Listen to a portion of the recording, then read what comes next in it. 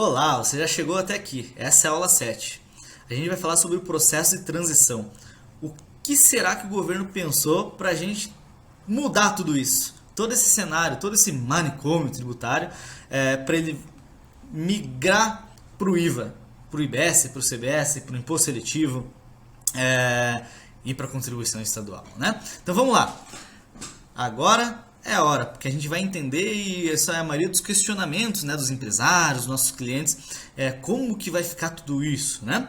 A gente preparou uma linha do tempo para entender tudo isso, tá? Mas é importante a gente destacar quais são os artigos da Constituição que vão trazer para a gente todo esse processo transitório, tá? Então, o artigo 24, ele vai dizer até, né, que lá do artigo 125 até o artigo 133... como que vai ser lá a transição. E aí a gente está chamando isso na Constituição de ato de disposição constitucional transitória. Bom, então vamos lá. Vamos para a linha do tempo e vamos entender tudo isso, como é que vai funcionar na prática. Tá? De forma bem simples, para que você consiga absorver esse entendimento. E aí a gente vai entregar esse processinho de transição para vocês lá na apostila. Vocês conseguem identificar também. Ficou bem didático, ficou bem fácil da gente entender tudo isso. Legal! Então, como que vai funcionar tudo isso na prática, esse processo de transição? A partir de 2026, deixa eu aumentar aqui a minha tela. A partir de 2026, a gente já começa a incidência, já inicia a cobrança do IBS e do CBS, tá? O IBS ele vai ter uma alíquota fixada pela Constituição em 0,1%. E o CBS em 0,9%, ou seja, a gente vai ter 1% de IVA no país. Simples assim, começa a ser cobrado o IVA, tá? Mantém do jeito que está tudo, ICMS, Imposto sobre Serviço, a gente vai falar ISS, confunde com IS, ISS confunde com IS, IS confunde com ISS, vira aquela salada, aquela sopa de letrinha, né? Então lá, IPI, PIS, COFINS continua como está, e a gente passa em 2026 até a cobrança específica do IBS e do CBS, tá? Aí eu trouxe aqui para vocês, de uma forma bem específica, bem didática, alguns pontos bem importantes sobre 2026, tá? Primeiro, quer dizer que a gente vai ter 1% já de cara de largada de aumento na carga tributária para todo mundo? Não, tá? O IBS e o CBS, os contribuintes terão direito a crédito, tá? Primeiro, vai poder abater lá do PIS/COFINS. Se não tiver crédito do PIS/COFINS, vai poder abater de qualquer outro tributo federal, qualquer um mesmo, não vai ser específico, tá? Por IPI, por exemplo, qualquer imposto. E ainda assim, se ele não tiver crédito, ele vai poder pedir o ressarcimento desse valor. E a Constituição traz lá um prazo máximo de 60 dias para o ressarcimento desse valor. Tá? Então, a gente vai ter o início da cobrança do IVA, mas não vai ter um aumento especificamente da carga tributária. Para os contadores aí de plantão, com certeza vai ter um aumento aí de trabalho, né? Porque vai ter apuração desse imposto, provavelmente vai ter novas linhas no SPED para identificar esse crédito lá no PIS/COFINS, ou não sei se o governo vai criar uma PERD-COMP, por exemplo, para bater em outros impostos federais, se for o caso, tá? E aí, esse 1% ele vai ser destinado especificamente para o financiamento do comitê gestor e ao fundo de compensação lá do ICMS, tá? Que o Adão já trouxe para nós o que é tudo isso, tá? Então, 2026, a gente tem o início efetivo da cobrança do IVA no país, tá? Então veja, o governo ele tem aí um prazo até que curto, vai ter muito debate aí para lei complementar e tudo mais, porque a partir de 2026 a gente já tem a cobrança desse imposto no país. Legal? Vamos lá, vamos para a próxima, vamos entender tudo isso. Legal, então 2026 a gente já tem de largada em 1% de IBS e CBS. Em 2027, tá? Em 2027 a gente vai ter a extinção do PIS e da COFINS. Ou seja, 2007 acabou o PIS/COFINS, gente. Não tem mais pé de contribuição, não tem mais aquela discussão, né, de monofásico, não sei o que, cumulativo, não cumulativo. Acabou. A gente tem a extinção do PIS e da COFINS. E o CBS, ele passa a ser cobrado com alíquota referencial. O Adão já explicou isso pra gente. O Senado, ele vai determinar lá a alíquota do CBS e do IBS, e aí os estados e municípios eles vão poder seguir aquilo ou não, mas aquilo vai ser o teto, né? Então a gente passa a ter a incidência do CBS com alíquota referencial a partir de 2027 e a extinção do PIS e da COFINS, tá? Em 2027 também, tá? Deixa eu pegar a canetinha aqui que fica até mais didático para a gente entender, né? Então, ou seja, extinção da PIS e da COFINS, o início da cobrança do CBS, né? E o início da cobrança do IS, do Imposto Seletivo, tá? Então, a gente vai ter o início da incidência do Imposto Seletivo em 2027, tá? E aí a gente vai ter, vai continuar com o IBS a uma alíquota de 0,1%. Coloquei um asterisco aqui, vocês já vão entender o porquê, tá?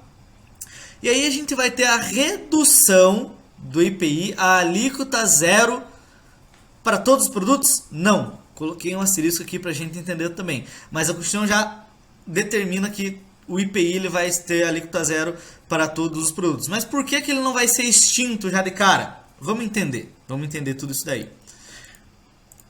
Nota, né? Vamos tomar nota disso. Legal. Deixa eu diminuir um pouquinho aqui a minha imagem. Legal.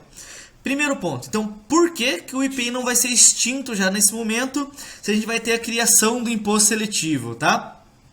Lembra que eu comentei que o Senado tinha instituído uma CID lá e é isso a Câmara tirou fora? Era justamente para atender as áreas de livre comércio, tá? Então, por que o IPI não vai ser extinto? Porque ele vai regular um pouco bastante esse mercado, né? Ou totalmente esse mercado. Então, o IPI vai ser zero, exceto para aqueles produtos que tenham industrialização na Zona Franca de Manaus. Então, é uma forma que o governo entendeu de manter o benefício daqueles produtos que são produzidos na Zona Franca de Manaus, tá? Então, o IPI ele não vai ser extinto, ele vai ser reduzido a zero para todos os produtos, com exceção aqueles com produção lá na Zona Franca de Manaus. Legal? Outro ponto importante, gente, que a legislação vai trazer. O imposto seletivo e o IPI, ele não vai poder ser cumulativo. Na prática, o que isso significa? Tá? Eu não posso ter a cobrança do imposto seletivo e do IPI. Tá? Então, se a gente tiver um produto que tem incidência no imposto seletivo, ele não vai ter a incidência do IPI lá na nota fiscal. Tá? E aí a gente tem um ponto bem interessante que a Constituição trouxe para nós, que o CBS ele vai ter uma redução em 0,1% na alíquota referencial. Então, vamos imaginar que o Senado defina lá que o teto do CBS ele é 10%. Então, já de largada, a Constituição determina que esse teto vai ser 9,99. Tá? Por quê? Porque de forma a compensar lá o IBS, que ele vai continuar tendo uma incidência de 0,1%. Tá? Ponto interessante para a gente ficar bem atento aqui. Tá? Apesar de trazer essa redução no IBS, que a gente imagina que seja de forma compensatória, a Constituição não traz texto de forma clara, né? 0,1% de forma compensatória com o IBS, mas a gente imagina que seja. Apesar de ele trazer isso no texto, ele não traz um texto dizendo que a partir de 2027 não vai existir mais o crédito do IBS, tá? Então esse é um ponto para a gente ficar atento lá na lei complementar, se ela vai trazer isso para nós de forma destacada, tá? A extinção desse crédito aí do IBS de 0,1%. Legal? Vamos lá, vamos seguir. Então, a gente, em 2026, início do CBS, 2027, o CBS passa a ser cobrado com alíquota referencial, a gente tem o início do imposto seletivo e tal. 2029 a 2032, a gente passa a ter, de forma progressiva, a extinção do ICMS e do imposto seletivo, tá? Então, em 2029, a gente tem uma redução de 10% do ISS e do ICMS e um aumento proporcional do IBS, tá? Isso vai ter um estudo que vai determinar, né? O Senado foi bem técnico nesse quesito aí, tá? Em 2030, a gente já passa a ter uma redução de 20%, ou seja, né, o ICMS, o Imposto sobre Serviço, ele vai ser cobrado 80% do que ele é atualmente, e assim sucessivamente até 2032, né, onde ele vai ter uma redução de 40%, ou seja, 60% do ISS e do ICMS. E à medida que esses impostos eles vão reduzindo, o IBS ele vai aumentando, tá? Lembra que eu comentei lá na aula introdutória que o objetivo do governo é manter a tributação? Aqui ele está bem claro, tá? Então, à medida que a gente tem uma redução do ICMS no Imposto sobre Serviço, a gente vai ter um aumento do IBS, legal?